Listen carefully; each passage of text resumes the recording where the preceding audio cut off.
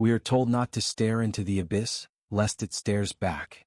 This is framed as a warning, a cautionary tale against dwelling on the void, on the vast, echoing silence that sits just beneath the floorboards of our constructed reality.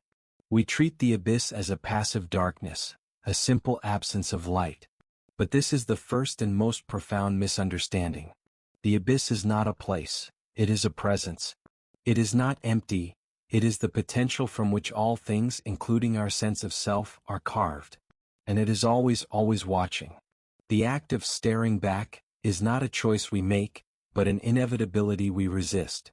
You feel it in the deep quiet of the night, in the pause after a profound loss, or in the sudden jarring realization that the script you follow was written by someone else. In that moment the gaze is returned. It is the feeling of being seen. Not by a person or a god or an entity, but by the very foundation of existence itself.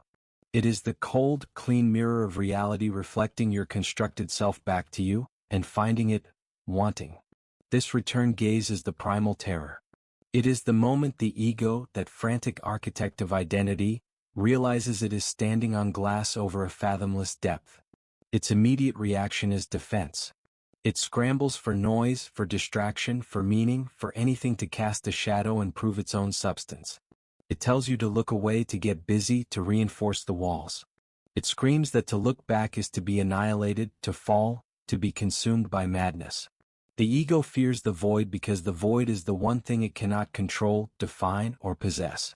The gaze of the abyss is a silent fire that asks one question: who exactly is the one looking?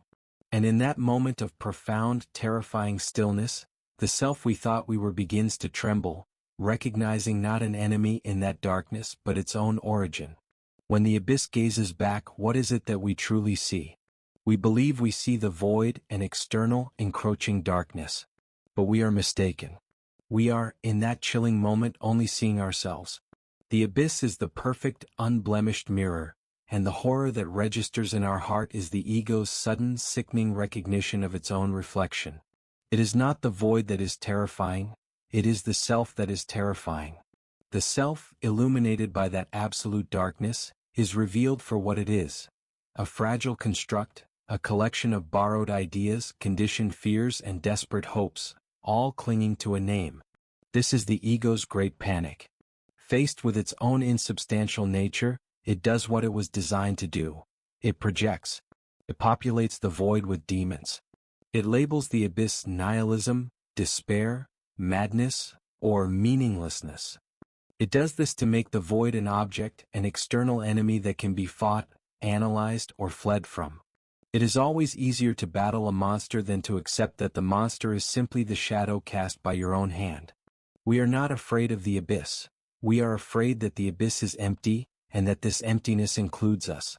This projection creates the illusion of a self that is solid, separate, and under siege. We double down on our identity. We become the one who is spiritual, the one who is brave, the one who is wounded, or the one who seeks truth. We define ourselves by the way we stare into the void. This too is a trick of the light. The self that you see reflected in the dark is not your essence. It is your resistance. It is the friction of your attachments. The more you cling, the more grotesque the reflection becomes. The abyss itself holds no judgment. It simply is. The terror, the meaninglessness, the despair, these are not properties of the void. They are the echoes of our own frantic refusal to dissolve into it, to let go of the I that is doing the looking. But what if you don't look away? What if you hold that gaze past the initial terror, past the ego's frantic projections? What if you allow the reflection of this self to flicker, waver, and dissolve? You are now looking through the mirror. This is the mirror's other side. And it is here, in this perceived emptiness, that you encounter the shadow. Not as a demon but as a presence. The abyss, it turns out, is the only place honest enough to hold what you have disowned. The ego builds its house of light by casting vast, dark shadows. It defines itself by what it is not. And everything it rejects, the rage, the profound sorrow, the unspiritual greed, the wild, untamable power, it throws over the fence into the void. This is the great illusion of separation. We believe we have discarded these parts. but they have only been waiting, preserved perfectly in the cold, silent depths. The abyss is your shadow. It is the unlived totality of your own being. When you stare into the void without flinching, the gaze that returns changes. It is no longer cold and impersonal. It becomes familiar. It is the gaze of your own forgotten aspects, looking back with a terrible, patient longing. This is the true work. The abyss is not a threat of annihilation. It is an invitation to integration. It whispers that the only way to become whole is to reclaim what you have defined as unholy. The mirror's other side is not emptiness. It is a profound fullness. It is the archive of your own potential. The terror of the void is simply the ego's resistance to its own completion. It is the fear of finally meeting the rest of yourself, the parts you swore you would never be, and realizing that without them, you are not a self at all. Just an echo. The final defense of the ego is the terror of extinction. It screams that to merge with the abyss is to die. This is its most potent, most primal lie. It equates the dissolution of its own boundaries with the end of existence. But holding the gaze, allowing the shadow to integrate, is not an act of destruction. It is an act of profound return. The self, that small, frantic echo, does not die when it meets the silence. It simply stops echoing. It merges with the silence itself.